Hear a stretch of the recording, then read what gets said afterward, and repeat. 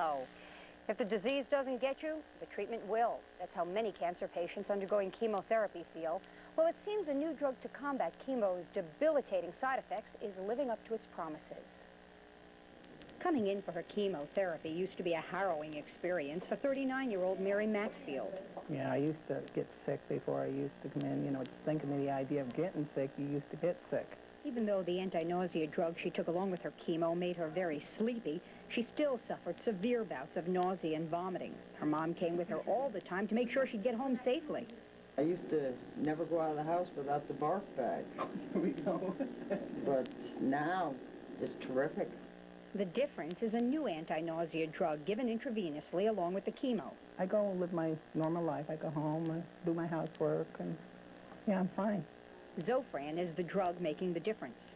It interferes with the actual nerve impulses that produce nausea and vomiting. The vast majority of people have no nausea vomiting whatsoever. Dr. Weissman hopes Zofran's good press can convince the fearful to consider chemotherapy. And because the drug works so well, he expects to see more potent chemotherapies developed. And by January, Zofran in pill form is expected to hit the market. And just last week, Medicare said it would pay for widespread use of Zofran so more people will be able to use it. As for Mary, she says she's doing well. She's about to undergo her last chemotherapy for the Hodgkin's disease, which was diagnosed in March, and then she's set for radiation. Still some belief that marijuana reduces the nausea from chemotherapy. In fact, that's one of the arguments they give for legalizing. Yeah, apparently it was not as widespread in terms of success as Zofran is. Right. That the marijuana has been good for some people, but not for others. The Zofran, I think 25% of those who take it will still have some mild nausea. A handful, numbers-wise. Even that doesn't help. Okay, thanks, Benita. Sure feels like winter's here, doesn't it? Sure does. So we'll check in with Bob to see if he can't find some fall weather somewhere out there. The forecast coming up next.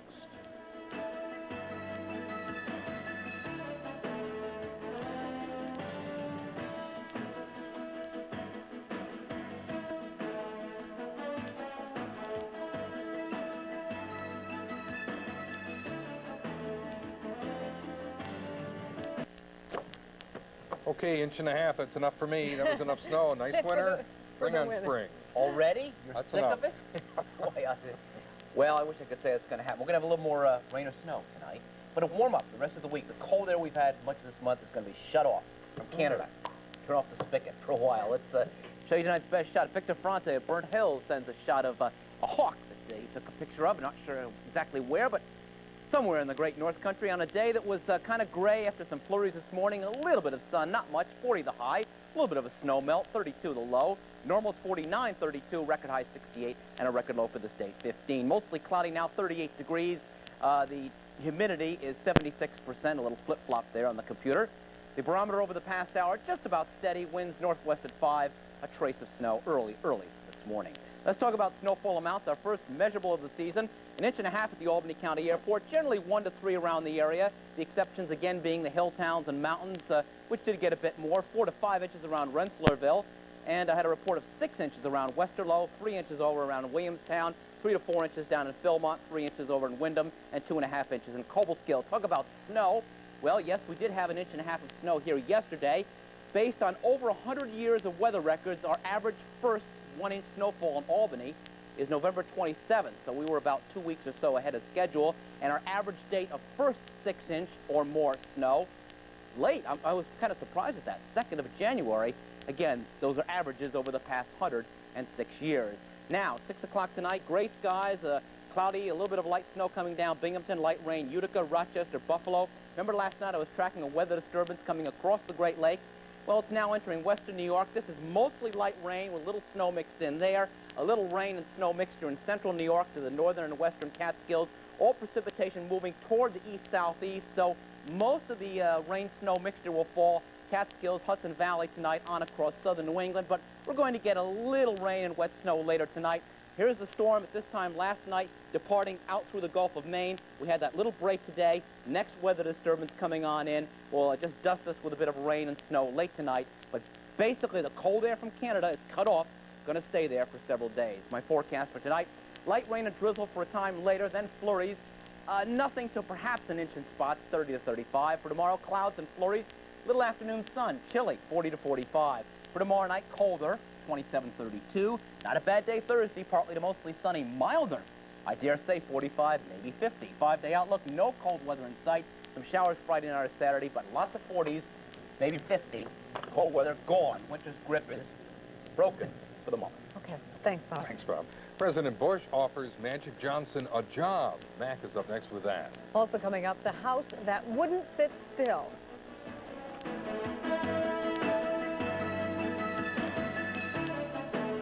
News Channel 13's NFL poll is sponsored by Burger King, where you always get great tasting food your way, right away.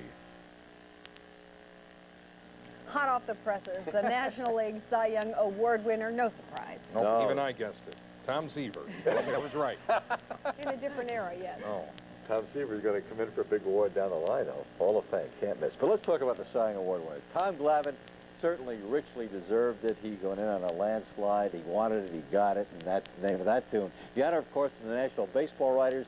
This is the one that really counts. Glavine, the 25-year-old lefty who stood among the league's best in virtually every statistical department, and he went out by a comfortable margin over Lee Smith of the Cards and Pittsburgh's John Smiley. Glavine was a workhorse. He won 20 games. He led the league in complete games. He had a marvelous ERA, and he struck out 192 in 246 innings. Pretty nice stat, yes, sir. One of the big reasons why the Braves won the National League pennant. Well, President Bush asked Magic Johnson to join the National Commission on AIDS. The president talked about Magic today as part of his news conference. He's a hero to me, to everybody that loves sports. I think to everybody across the country. I believe he's on our fitness commission, and I just can't tell you the high regard that I have for this athlete. Victor Kiam is still owner of the New England Patriots tonight, and that is big news. Had Kiam failed to meet a $38 million note to minority owner Fran Murray today, he would have lost his team, with ownership, in fact, reverting back to the league. But Kiam, who paid $85 million for this club back in 1988, managed to reach an agreement with Murray to put the situation on hold until the season is over. Got a new NFL viewer poll for you tonight. This will be for the second half of a doubleheader for the game of Sunday, November 24th. The first game is firm, Buffalo, New England. Here's your choice for game 2. If you want Miami, Chicago, call that first number. If you want the Chargers at Jets, call the second. Whatever game you have on top at the end is most definitely the game we will carry. In college ball, Union third tonight behind two other unbeatens, Allegheny and Lycoming, in the weekly balloting for the Lambert Trophy, which is symbolic of the best Division III team in the Northeast. Union is 8-0. Ithaca, this is interesting, which is number 1 in the NCAA poll, is number 4 in the Lambert voting. The state soccer semifinals that will feature games involving Shenendehowa and Albany Academy are now definite for tomorrow at Rochester. They've already been postponed once. Academy plays at 3:30, Shenendehowa at 6. That's it. Maybe they should have listened to Bob's forecast before making them definite. They're going to play this time. Well, no matter what. Yes, indeed, that was a house rolling through the center of town. The story next. Now for a look ahead to the stories we're working on for News Channel 13 live at 11. Governor Cuomo is proposing a longer budget year to allow more time to trim the state's huge deficit. The Pentagon is saying no thanks to blood donations from Gulf War vets. We'll explain why. And a proposed drug rehab center in southern Albany County is the topic of a public hearing. We'll also have the breaking news of the night live at 11. Finally tonight, a story out of our Eastern Bureau at the Williamstown Advocate. These days, there is hardly anything that can't be transported, not even a house. But in Williamstown, Massachusetts, it is the one site that many are tired of seeing, as Elaine Houston reports. Just listen to what Walter Hain has to say about moving. It's always a chore. But Hain is talking about your typical move. He's never had to move a house. It took about a month of preparation to prepare the cables to be lowered to the ground so that the house could pass over it. Joining the phone company are the utility and cable company, and this tedious process will take 2 days before the house reaches its new destination. Most of us have probably seen a house being moved before, but we never knew it was this much work involved. But here in Williamstown, it's becoming all too common. It's also becoming controversial. Common because a week from today, another house will be moved. Seems like a thing that's pretty prevalent right now. Controversial because it's one site some are tired of seeing. Probably the most famous building on the house-moving list is this historic opera house, whose future could also include being razed. It would be a tremendous undertaking to move that. I know a lot of people are talking about that in town. I don't know if it'd be worth it. I mean, it is old, but architecturally, I don't think it's that pretty a building. But when it comes to moving houses, there's nothing pretty about it. Elaine Houston, News Channel 13, Williamstown, Massachusetts. I could have slept through that yesterday. I was feeling so tired. You look much better today. Feel much better. We're glad to have you back. Missed you all. Missed Bob's forecast. You slept through the worst of it. I'll say. He's real sorry about that. We will take a couple hours off, bring you a full update tonight at 11 o'clock. Of course, hourly updates as warranted.